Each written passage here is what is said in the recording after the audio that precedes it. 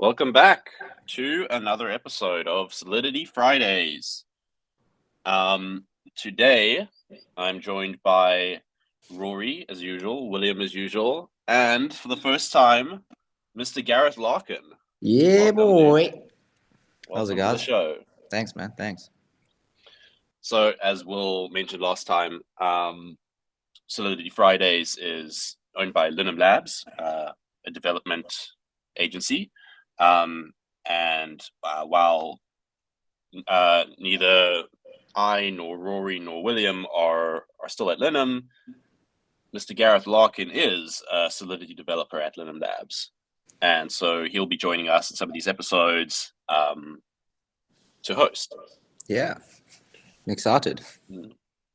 Excited to have you, dog. Sweet. So today we'll be going through ERC 721A. Most of you know the ERC 721 NFT standard. It's the traditional one. There's also the 1155 standard, which is slightly different, but the 721 came first. Gareth, why did you tell us a little bit about 721A? What's different? 721A. Sick, yeah. Cool. So major difference basically is minting multiple NFTs and saving on gas.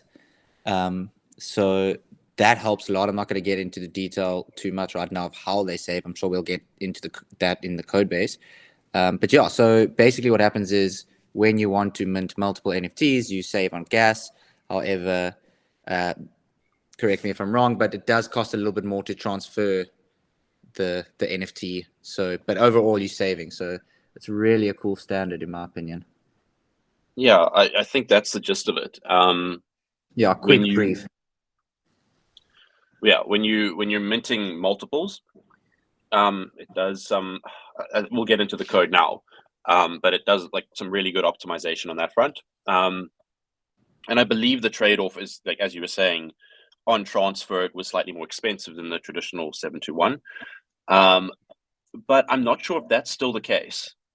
So the history here is that Azuki, a very famous NFT drop, we were either one of the early ones or even the first to use the standard. I believe they were the first, and they put in a lot of work in this optimization. But since then, the developers and the contributors have kept going and kept optimizing and gas golfing. And I believe I saw something on Twitter. I think Will's just trying to find it now. So if we can find it, we'll throw it up. But in this version, in the latest version, 4.1, it might even be that transfers are on par with a 721 transfer or even cheaper. But I guess we will get into that. That'd be awesome. That'd be cool. Yeah. Sorry, I got cars in the background. Sweet. So, are you guys ready to get into the code? Anything else we should cover? What does the README say? The README. Is it just standard? Good question. Okay, so about this project.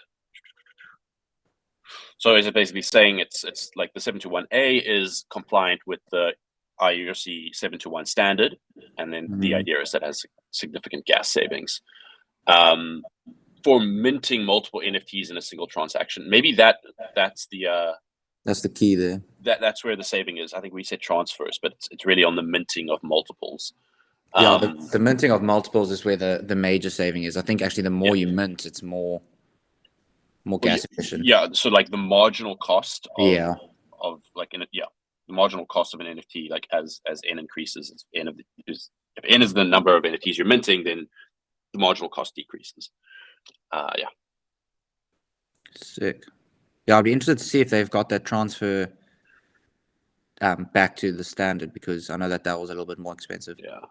Yeah. So you can see here, it's quite a linear relationship in the 721 enumerable, which is a common one used before, and in the 721A, it's like almost a constant relationship of minting. Like it doesn't really increase much. It's almost constant cost. which leads to a lot of gas savings as you're minting more. Yeah, and as I was saying, it would be interesting to see, because I believe this is quite outdated, and they've come a long way since then. So it'd be interesting to see if there's even more gas savings, especially on the transfers. Yeah, otherwise Right. the standard development stuff. Yep. Cool. All right, let's dive in. Contracts. Just let me know. I'll probably need to zoom in a bit here. Still all good. Okay. So I guess we all just one contract, I suppose. There is an interface here.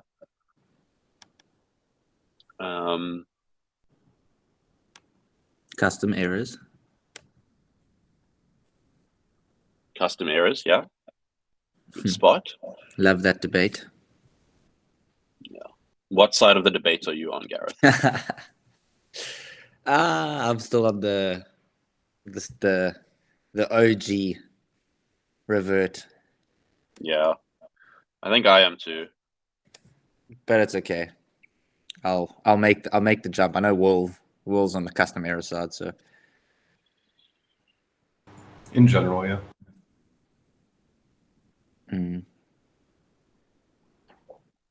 Token ownership.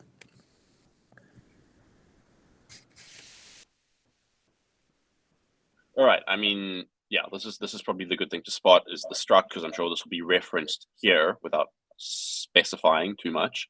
Yeah. But the token ownership struct is, so we have an address of the owner, uint64 for the start timestamp. Right. Okay. So this is when you start owning the NFT. Then you have a bool for, has this NFT been burnt or not? And then a uint24 for extra data. That's interesting. Data I similar don't remember. Yeah, go ahead. Yeah. No, go for it. Yeah, do you remember how many bytes a bool takes up? I understand like 0 or 1 is inside 1 byte, but I think it's 8 actually. In terms of encoding, 8, yeah. I think it's 8. Unless you, you that adds can up obviously, to 138. No? this adds to 138. So this is 160. That wait, yeah. No. Yeah, 160 byte. 160 bits, sorry. Yeah, bits. 30. So this is 20 bytes, 160 bits. So this would be to 224. Then that takes it to 248, and then we get to the 256 with the 8 extra bits here. So all of this packs into one slot.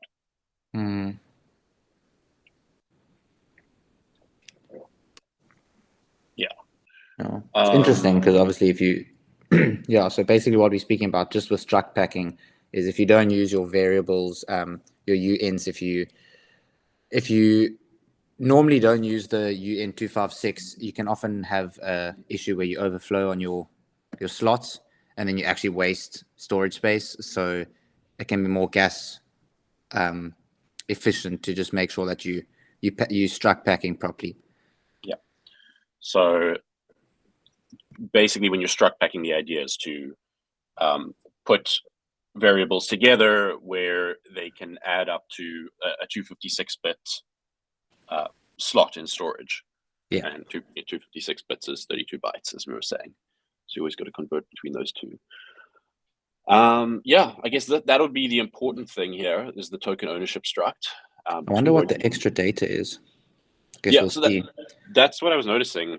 Quite interesting to see. You just get 24 bits and encoded into a uint. I mean, usually you would expect that to be just bytes, a bytes format, but they've encoded into a uint. Will, do you know why that is? Not off the top of my head, no. Yeah, no, me neither. I'm just. Is it sort of interchangeable if you encode some data as a uint or in a bytes variable? You could just cast it either way and use it.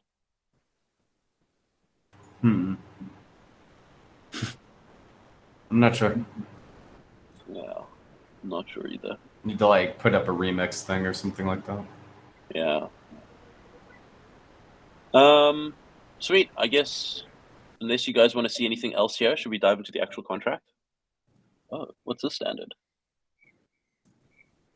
ERC 2309. I actually don't know about that.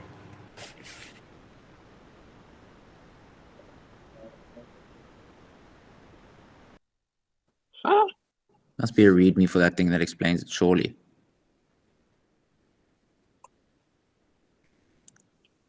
Consecutive transfer. Interesting. Standardized Okay, so it's a event. standardized event for creating transfer one or many of NFTs. Okay. Okay, so they're just complying with that. But yeah, consecutive transfer in an event. Interesting. Okay, I don't think that's the focus here though. That one's new to me. Does that mean? Yeah. Does that mean they're not going to emit the regular transfer for each one being minted? I mean, technically, it breaks 721. If that's... Yeah, I mean, I assume they would definitely have to emit the transfer event. Otherwise, it's not compliant. Then you lose instead of gaining, because you're emitting the event on each mint and then another kind of unified one at the end. So you already had the data emitted individually, but then you're emitting it all a second time. I get the feeling they're probably breaking 721 a little bit here.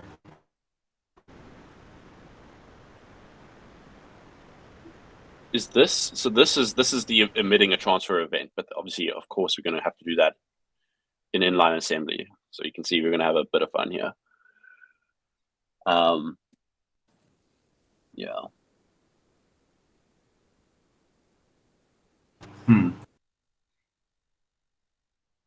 Yeah, you're right. And here's the consecutive transfer event, which needs to call this specific function. Surely they're not calling two different events. Yeah, unless when you hit consecutive transfer, it doesn't do the transfer on each. No, but that's would be breaking, I assume. Yeah, I'm assuming they broke it a bit. 2309, I'm like looking a little bit around in 2309. They do say that it does technically break 721, but they tried to do it as little as possible. Okay, so is this on the bulk transfer? So this is when you transfer like 5 NFTs. Bulk mint, bulk transfer, bulk burn. Yeah. Okay, and so then, right, then that makes sense. Then, I mean, I can understand why you wouldn't be wanting to do an event for each NFT, right? Yeah, I guess. It's like the question you always run into with like centralized marketplaces is you have to get enough traction for them to care enough about you to implement it then. You know what I mean? Like you could just end up with everything broken. Like I'm curious if, I mean, I'd imagine Azuki by now is big enough that probably like, you know, OpenSea looks rare or whatnot. They put in 2309 listeners and just check like through 165 something if something is 721 compliant. It is 2309 compliant. And then just use that in order to kind of track the provenance of different NFTs. But I mean, it is kind of interesting. The really, really pedantic part of my brain is wondering if when you call supports interface over here, if it actually returns that it's compliant with 721, because technically that would be a lie. But I'm probably the only person in the ecosystem pedantic enough to believe that, so you know. I can make my purist marketplace and be like, that's right, your support. There we go. Look at this README filled with lies, William. Absolute hogwash. No, this looks great. This looks like a good saving of gas to not emit the transfer event on It's every. Like great saving of gas. It's just not ERC 721. Yeah. Okay, cool. Let's go. Let's take it from the top. All right, William, Gareth, sure one of you wants to take us through this. So, I mean, I don't mind, but my first question would be, why do they declare a struct, one in the actual contract and one in the interface? It's a good question. Not sure why they would have done that. Reference type for token approval. Token approval reference. And it's just one value. So Yeah, I'm not sure. why is it a struct? This is odd.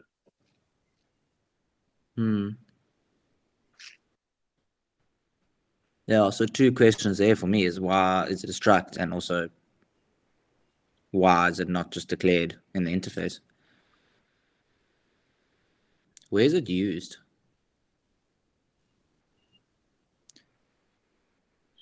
Let's see. Yeah, so they have token approvals, and except for that, they map, like, sensibly from a uint 256 ID to the token approval reference. But the token Why don't they approval just map it to an? Yeah, exactly. It only has an address in it. I'm not sure what's going on here. And that address is called value, which is an odd thing to call it. I'm not even sure what that token approval reference means, to be honest, yet. Well, it probably means you're approved. That address inside of this is approved to, I guess, transfer that token ID. So it's just an approval. Okay. Yeah, that's an odd thing to call the address, though. Value.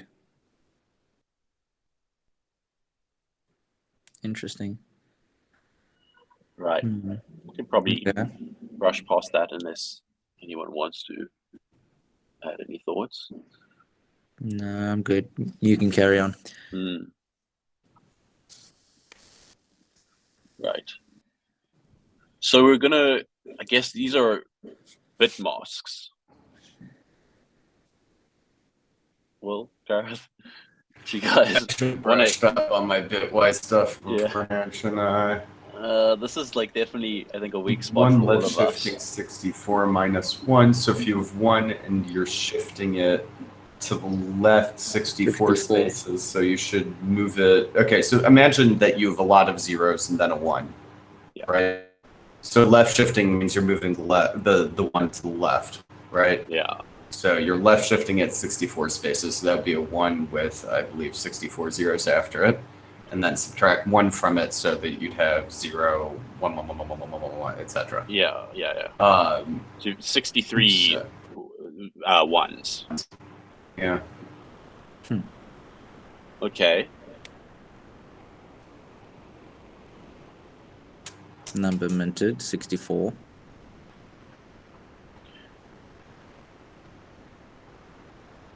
Carry on, Will. Oh, sorry. I was still thinking about the left shift. I'm trying to figure it out because, like, I mean, if you think about it, we're looking at a number, though. We're not really looking at it in binary. So that should make it a multiple of 2, right?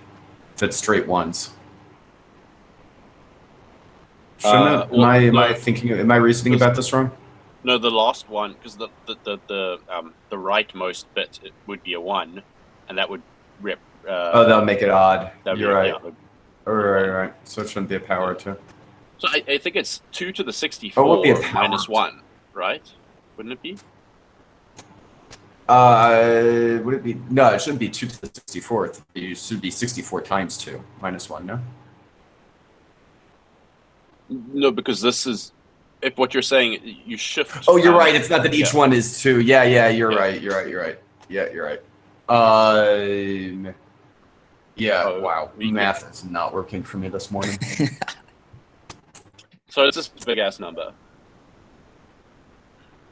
Cool, let's go with that. Yeah. Okay, cool.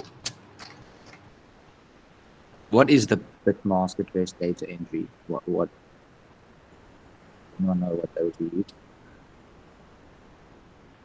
So bit masking, I mean, and Will, maybe you can correct me here a bit, is where you, I believe you encode a bunch of data about different entities in say one uint, and then you apply these bit masks to using some sort of bit operation, maybe XOR or whatever, and that will sort of like zero out the irrelevant bits, but keep the ones that you do want. So data encoded in like specific bits, and then you can evaluate that. And basically you can use that to encode data for different entities into one, say uint or one variable.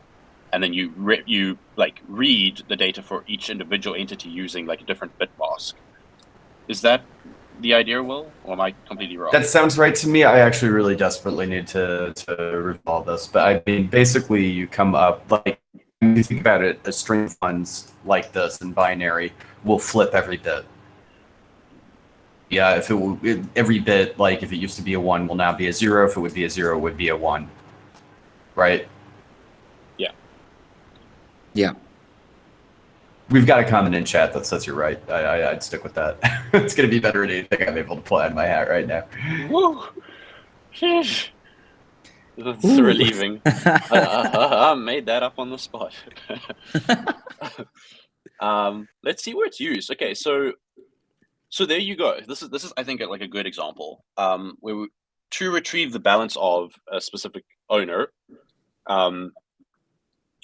we have that data stored in this packed address data for a given owner, and then we use this this AND bitwise operation with the mask.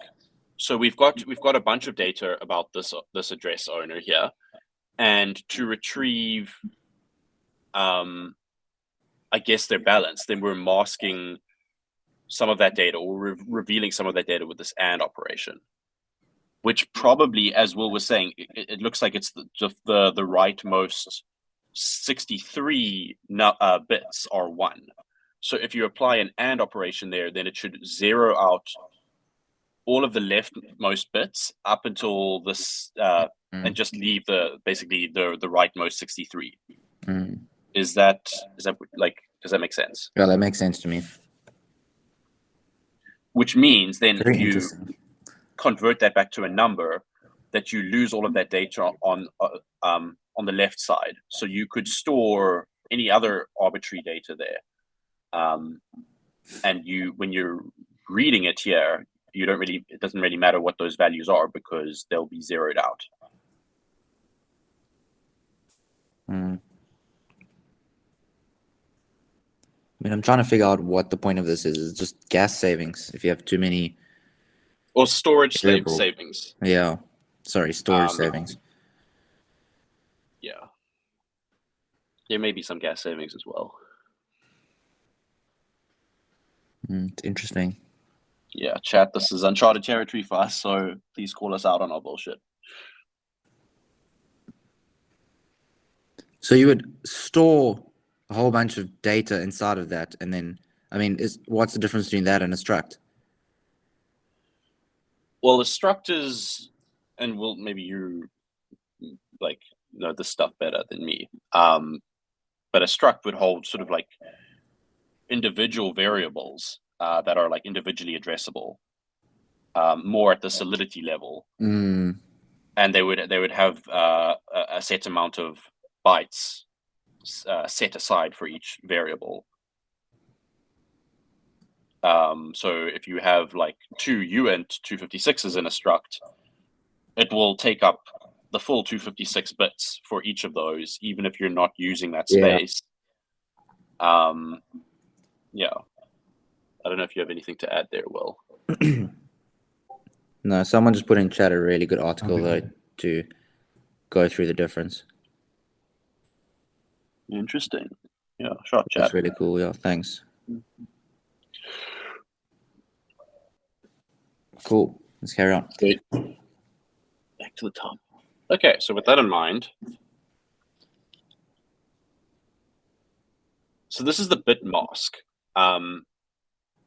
And I've noticed that just down there, we've also encoded some bit positions here, and I think these would mark sort of where data starts and ends for a specific thing. So number minted is a variable or a piece of data that you want to store somewhere, but we're using this bit position constant to keep track of where this data is stored in the in the UN256, and it looks like it's stored at an offset of 64 bits, and that's probably, well, I suppose this mask means it'll just reveal kind of 64 bits of data or 63 bits of data at any given time. And then you can shift this mask up and down in the uint. For your And that's- different variables. Yeah, exactly. Yeah. So if you were to shift it by this number minted position, that's shifting it, like, let's say, to the left by 64 bits. So you will reveal those. If you can imagine a uint split into four different compartments, because the uint is uint 256 bits, and we're kind of slicing that into 4 chunks of 64. This would be the 64 bits second from the right side. So it would be I don't know, because it adds up. I mean, the 64 and 128 and 192 is exactly, yeah, more than So- 256. no, it's not. What? No. You don't sum them. Yeah, you're just shifting. So like this would shift it 64 bits to the left. Then if you were to apply this one instead, you would shift it Okay. 128 Okay. to the left. From the beginning, yes. Okay. Yeah. And so each of these sort of kind of start you off at one of those 4 chunks in the 256 uint. Yeah. Makes sense. Sweet. And you can see we have other bit masks down here. We've got, I don't know what aux complement means. Mask of all 256 bits. A variable that's used for something else, so it masks everything other than it. That makes sense. There we go. Nice, Will. So instead of like what would be revealed if you use this mask, you would reveal kind of the rest of the data if you use this complement mask. Yeah. Yeah. Cool. And then it just has all the positions. Yeah. So those are offset positions.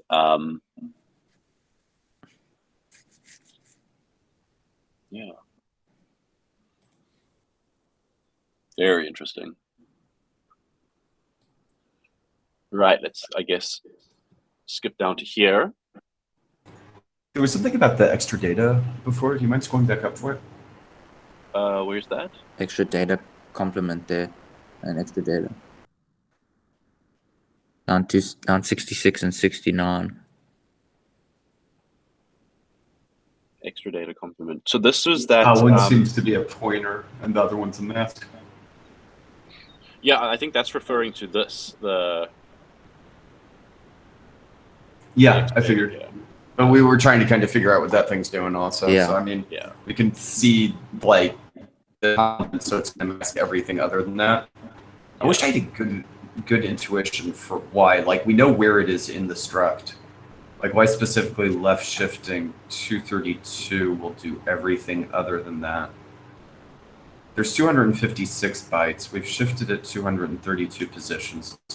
One circles one, other than the remaining 24 positions. But those all be to the left then, no? Yeah, so One would this, be the right. by calling it the complement, what they're saying here is that you will get all of your data except for the extra data part in the struct. So you'd be able to retrieve these parts and it would zero out those 24 bytes. Does that make sense? It's not the exact opposite. That it's masking everything else and letting you keep the extra data. It complements the extra data. No, I don't think. Like, no, okay, so it zeroes that out. Okay, fine. Cool. yeah, I think so, right? Because like, it does the same thing that we were doing up here with 64, except it's just more than 64 bits. It's 232. Yeah, I gotcha. Cool. Yeah. Yeah. Yeah, then max min quantity, obviously set to 5,000.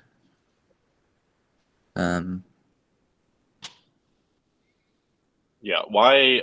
I wonder if there's any reason we're Mm, limiting to 5,000, and it looks specifically for this standard. yeah. Total of 3.689 calls is required to cause an overflow. Maybe that's why. That's like until heat death of the universe kind of numbers. Yeah. Interesting. Very interesting. Does that mean is this because you can only have up to 5,000 events emitted for the standard? Or No, but it's only going to emit one. On the other hand, I really strongly suspect that it's just the max mint per mint.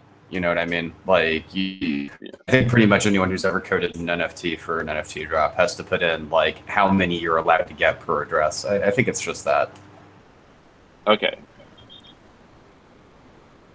Because I mean, this becomes the bulk mint for the 721. So they're just saying how much can you mint when you bulk mint. I suspect the easy path answer could be there's something deeper going on.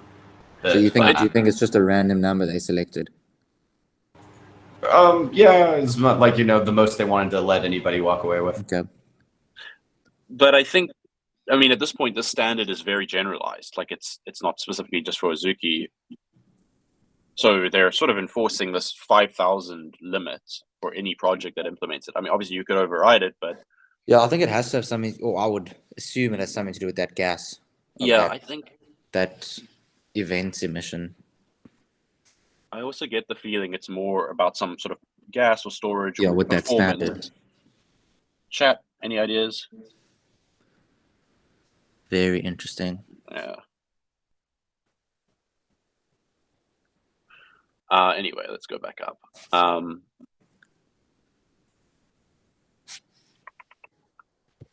Sweet. Let me just have the transfer event signature, which is your normal transfer event signature. Transfer from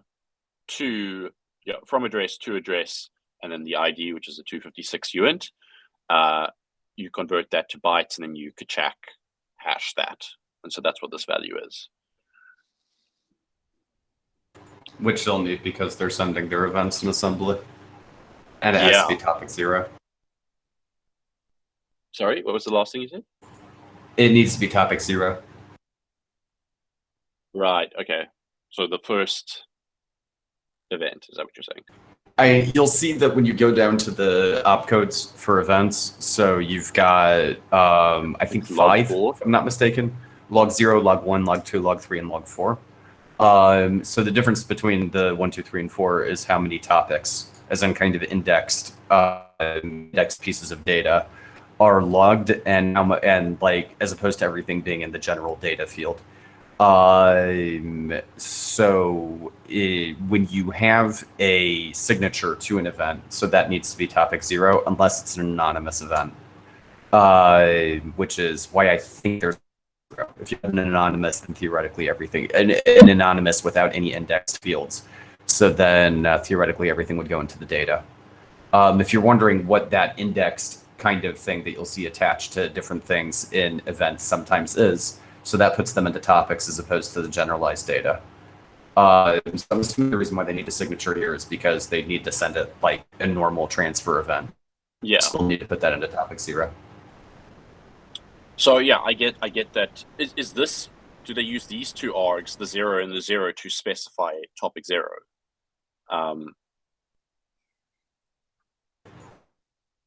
Not sure.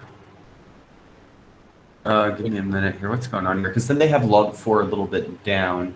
Yeah. So I think this is like in general with the opcodes where you have like kind of a start position and then like a size. So I was just pulling up EVM opcodes here. And we were looking for log 4. There we go. Okay, so yeah. Yeah, offset and size, yeah. Where it is in the memory. Right. And then yeah, as you were saying, well, like the first topic you put in there in log 4. It's interesting. Why are they using log 4 if we're not emitting other events? They're indexing all 3 of them. As in, it's one event, but they're indexing from to and the token ID also. As in, when you have log4, it's not that you're emitting 4 different events, it's that your event has 4 topics. Okay. That's why the maximum amount of indexed that you can have in a regular event is 3, and it goes up to 4 for an anonymous. Since you've only got up to 4 slots for topics. Okay, that makes sense. Yeah. You happen to ask a question that I actually know the answer to. Like, so now I'm going to sound like, well, obviously, if you look at opcodes, I had to look this up for something earlier this week. I came across an anonymous event, and it was, like, bugging me out, so I had to dive on it a bit. No, that's awesome. Today I learned. Nice. Sweet. So, yeah, like, just to clarify then, for the log4 opcode, those first 2 zeros are the offset and the size. Why is the size 0? Well, that's interesting. Is that because we're not specifying any other data? I'm going to guess that's the case. Could you flip that to VM codes for a sec? Sure. So it'd be 0, 0, and then our signature, event signature for transfer, and then address, uint. Oh, okay. I think I know, actually. So again, in addition to the topics by events, you have the data field where everything else goes. So I'm assuming offset and size are for what goes into the data. And then you specify the topics separately. You pass those in separately. So since there's nothing going into the data field of the event, you just 0, 0 it. Okay, and it reads those that like extra data from the offset and size out of memory. Exactly. Yeah, nice. Yeah. In general, you'll see this as a general rule when you're in Yule. Like, most things coming out of memory. Like, even if you had it in storage, you'll boot it into memory first and read it or return it out of there. Yeah.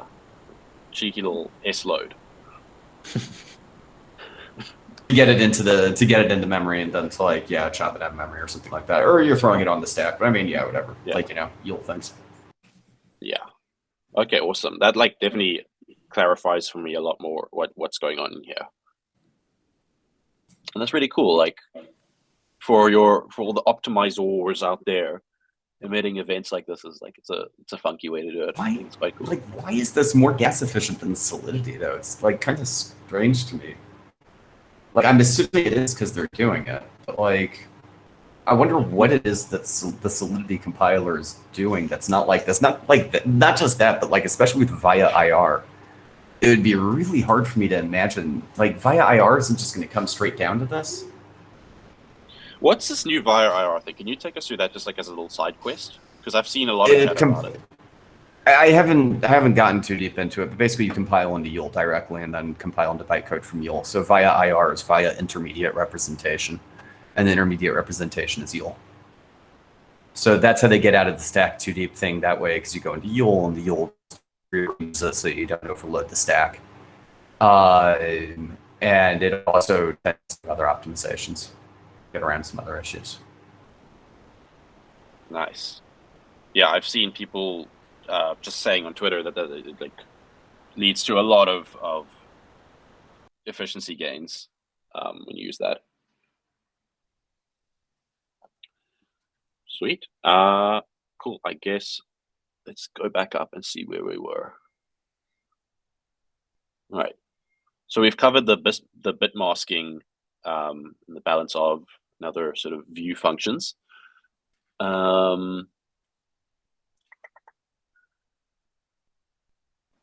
Just to sort of like tie up the bit masking stuff. This is what we were using the bit masks for in this mapping, packed address data. So as you can see, it specifies where each of the pieces of data are stored. So we have the first 63 bits, or the first 64, sorry, including 0. For your balance, the next 64 for number minted, the next 64 for number burn, and I guess those would be useful because you could just offset or calculate the balance as a number minted minus number burned, and then an aux 64 transferred bits. in though. Oh, because of balance, you're saying? No, wait, but you should just need balance. Oh, you're saying balance should be, if balance would be minted plus burned, you wouldn't get any transfers. Right. I was assuming they just kept track of minted and burned for like aesthetic purposes, like in terms of future airdrops or things like that. But I like your explanation better, that there actually is some kind of numerical reason why I need it, but I'm not sure what it would be. I mean, I guess if you wanted to verify total supply, oh, I wonder if that's what we're going to see, verifying total supply by just taking a sum of all of the minteds and then subtracting all of the burns. Well, that's a very, like, don't you have to loop through that? But if you're only doing a view, then you don't care about anybody's gas, which is, I think, one of the things that you almost always end up seeing in these contracts is that the more they're optimizing for state-changing functions, the more profound the view functions get. Okay, interesting. Yeah, I mean, just it seems like that is an odd trade-off to make, because if you're just but we're not being enumerable anyway. We're also in a mapping. That would make more sense in an array. I don't know. I'm just spitballing. But yeah, I mean, let's get into the reasoning, I guess, why we have these two fields tracked as well: number minted, number burned, balance, and this is per user address. Yeah, mapping owner address to that owner's data, and then aux as well. I'm not sure what's stored in there, unless you guys have noticed something I haven't. Nah, I haven't figured that out. Yeah. Sweet. I'm still trying to figure out why the struct's in the same contract. I'm like way back still. And why it's a struct in the first place. But I'm sure we'll figure it out. And that's this one, yeah. Yeah. The token approvals. I mean, I wonder, the one thing I would maybe notice is, I'm not sure if that's even true, but if you do this in a struct, would it keep, obviously it packs to a slot, right? So would it keep the last 12 bytes? Because this would take up 20 bytes of the 32 bytes. And maybe it keeps those last 12 bytes as sort of like scratch space. I don't know. I don't think so. Yeah, I don't. I'm really reaching here for a reason. I don't know. Anyway, so I guess let's get into the actual logic with our 15 minutes left.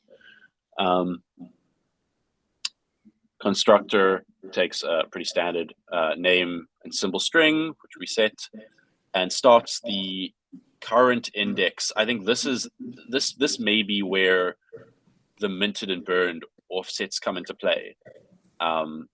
It starts the current index as start token ID, and you could override this here. It just returns 0.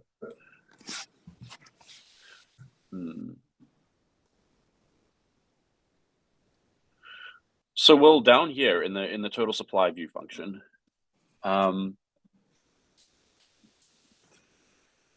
we are calculating this with, like, as you were saying, current index, which I guess is total minted, because you started 0. Yeah, it's a pointer to where the token ID is. Yeah. So basically, instead of summing everybody's mints, you've got a much simpler option there. You just see what token ID is.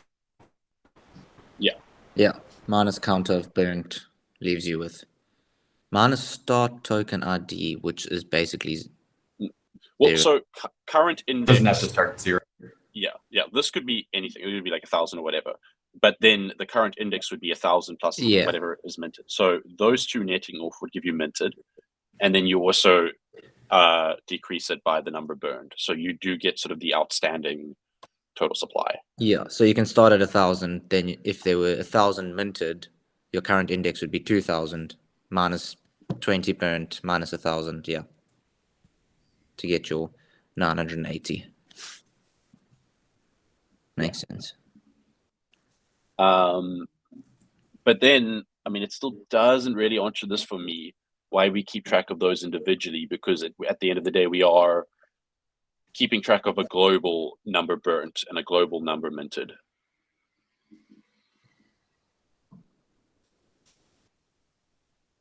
I mean, are there no view function? No, we won't need it for that. Interesting. Anyway, so yeah, oh, here's an interesting view function for get orcs. So using that mask, we can get the orcs data as well. I'm guessing it's some kind of arbitrary data because they give it an EG in the nat spec there. Well, it's actually not nat spec in the comment there. Number of, like, for example, number of whitelist mint slots used. I think it's just a way of kind of canonizing that there's extra space there to like store some kind of data in. Yeah. I mean, that's sort of. Yeah. Go for it. Sorry. No, I would say that's kind of like my assumption. I suppose, assuming, well, not assuming, but like kind of expecting something more meaningful than just like, here is extra data. But yeah, it makes sense to sort of put aside extra data and like allow that to be available within this like gas efficient paradigm. Yeah, I'm guessing they used it for whitelists, but didn't want to necessarily canonize whitelists. Which might also be why it's a UN. And then they're not using Merkle trees for whitelists. They could use the Merkle tree, but they would want to keep track of how many a person spent off of it. Yes, whitelist mints, and then that would be separate, I suppose, from your traditional mints. Yup. Mm-hmm. Righto. Anything interesting that you guys see that you want to dive into here? Let's dive into the actual like a transfer function. Meat of it, yeah, like where we're saving gas and. I guess where's the mint from? There's a safe mint. There we go. Let's look at that. Here's the mint. Okay, cool. Okay, cool. Right. Will, do you want to take us through this one? I could give it a shot, sure. So what do we got? We've got a 2 and a quantity. So start token ID, we just load into memory for the gas savings. One of these kind of errors that I think we always really need to put it on, but if quantity is 0, it just reverts. It has a hook for before token transfer, which I think OpenZeppelin kind of popularized. And then, of course, the transmissions 11 popularized unchecked block. So what are we going to do in unchecked here? Path address data 2 plus equals quantity 1 left shift bit pause number minted or 1. Okay, that's gonna the bitwise there is gonna short circuit my mind. We have the bit position to know how many bits in have been minted, and then we OR that with 1. Not really getting quantity times. Yeah, that's out of my grasp of bit math. Interesting. Okay, so I mean, yeah, go for it.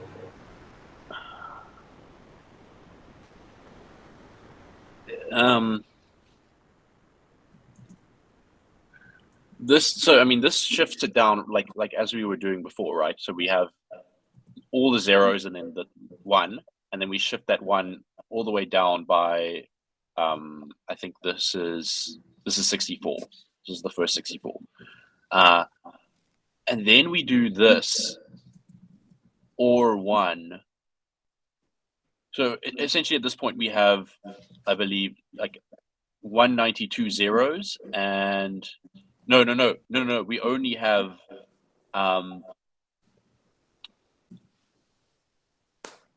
We only have that 1 shifted up to the 64th slot, or the 64th bit, and we don't have the other ones. Those are all zeros because we haven't minused 1 yet.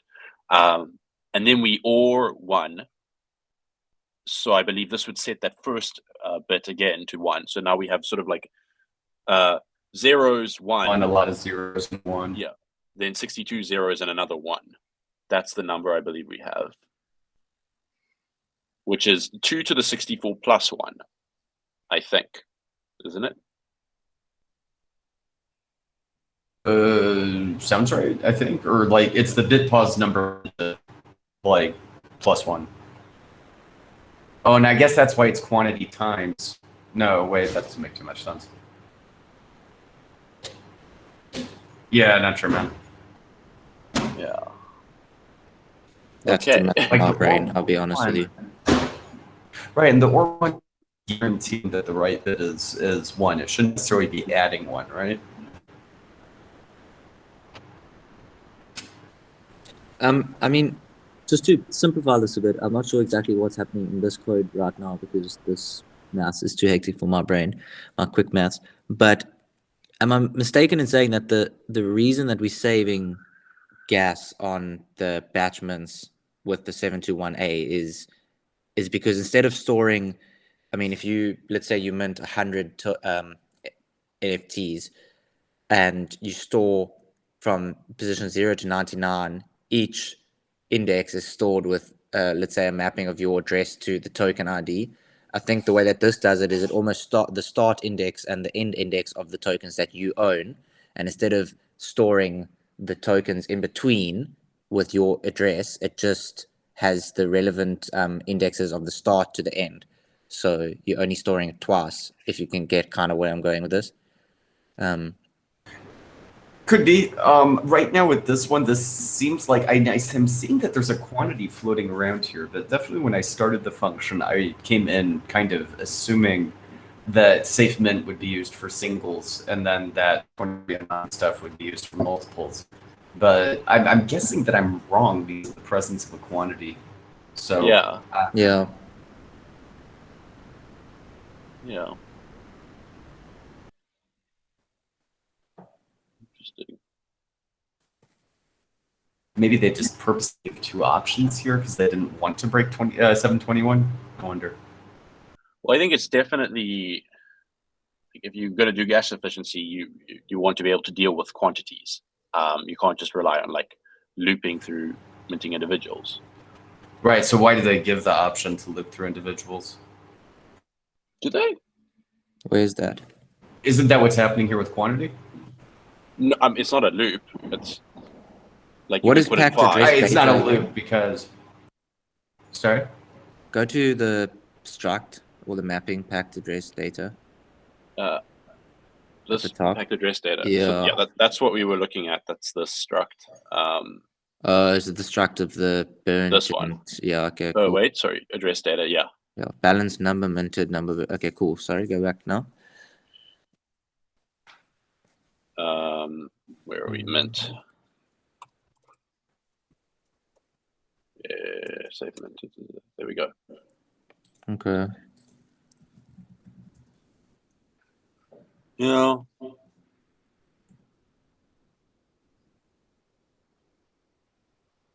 I mean, you're right that it won't need to loop through over here because of the way they're using the bitmaps for the transfer event, for instance.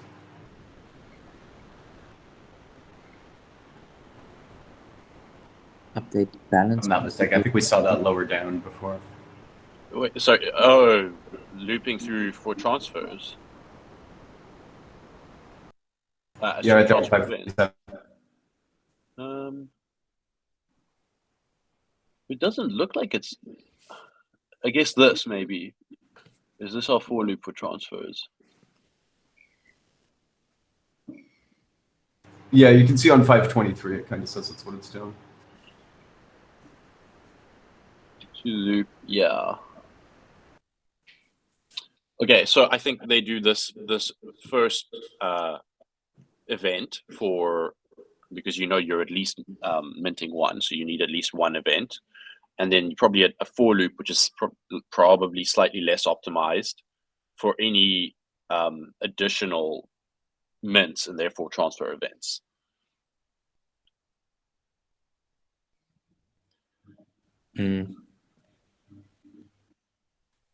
Interesting.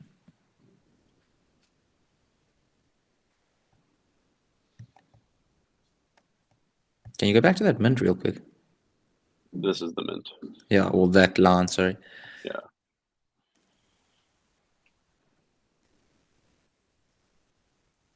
Balance plus equals quantity, number minted plus equals quantity. We can directly add to the balance and number minted. Interesting. It's very interesting. Hurts the brain.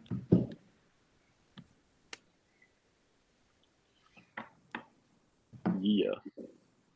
Is there anything else in here that we want to point out or that you guys notice? Nope. Two masked. So, okay, I mean, interestingly, we have two UNs here, two masked, and then end. And end is the start token ID plus quantity. And we're obviously getting quantity for the amount we're minting. And start token ID is, okay, yeah, so the current index. So end will basically give us the current index after we've done this mint operation. So once things have been minted. And where is that used? There we go. Current index is then set to end. Yeah. So it's still in this is all in an unchecked. Yeah, okay, cool.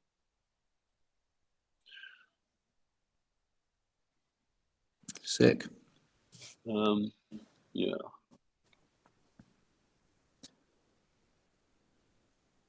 My main question is, how does this save gas using it like this?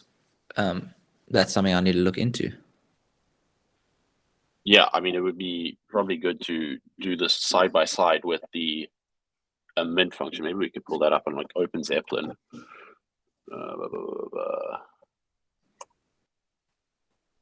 Quick pull up in the last minute.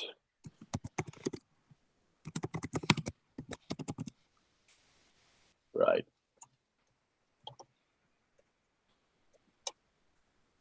Save mint. Mint. Okay, so obviously more concise in Solidity code because there's optimization going on. Yeah.